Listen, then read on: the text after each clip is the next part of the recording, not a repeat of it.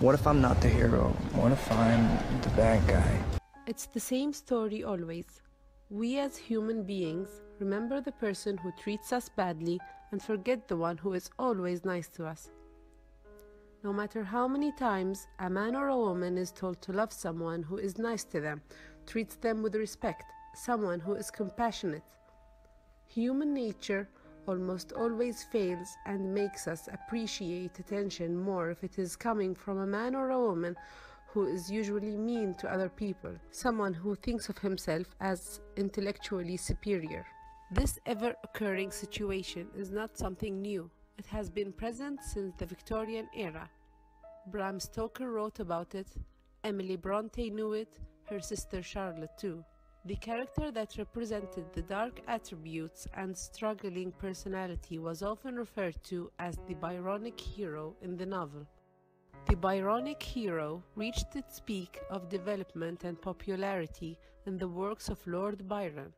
It is applicable to a character if these certain traits are found in the personality of the character. Obsessive tendencies, focused and constant. Arrogance. But it would seem that as I possess a ship and you don't, you're the ones in need of rescuing. I'm not sure as I'm in the mood. A troubled past or suffering from a hidden crime or past sin. Moodiness. And the character seems to be isolated from people around him, or has difficulty connecting with other people. The character may appear sympathetic, despite his rejection of virtue. Some dark attributes may be present within our Byronic hero. The character may appear mysterious and charismatic. The Byronic hero tends to be reckless, even suicidal at times. He presents himself as tortured and misunderstood, in contrast to his own vanity and arrogance. Of course I was going to do it by myself, because the only one I can count on is me. But you had me fooled. He's usually educated, high class, and a little intimidating. Bloody psychopath. High-functioning sociopath. With your number.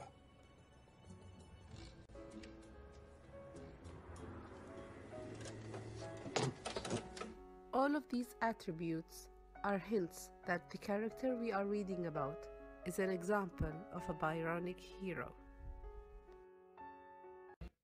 Byronic heroes of the Victorian era. Heathcliff in Wuthering Heights. Heathcliff is the embodiment of what is known by literary types as the Byronic hero, a dark, suffering outsider with a troubled past. From now on, you will keep company only with the servants. You will earn your keep by labouring out of doors.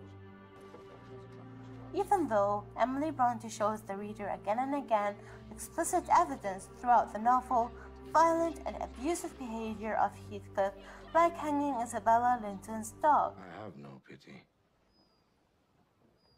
I have no pity. He's lost the only person that ever loved him.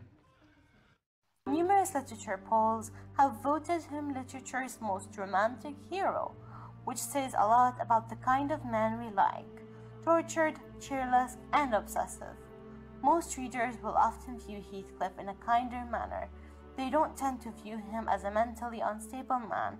He is just misunderstood and needs someone who will listen to him and understand him. Readers are also more likely to believe that Heathcliff is a case that can be fixed, and would not view him in the objective manner that would categorize him as a sociopath.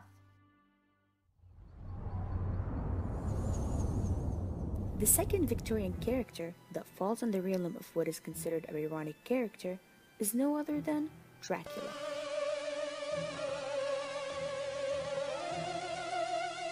Bram Stoker has created in his novel a character that literally manifests duality, in that he appears as young and old, a prince, a beast, a lover, and a murderer.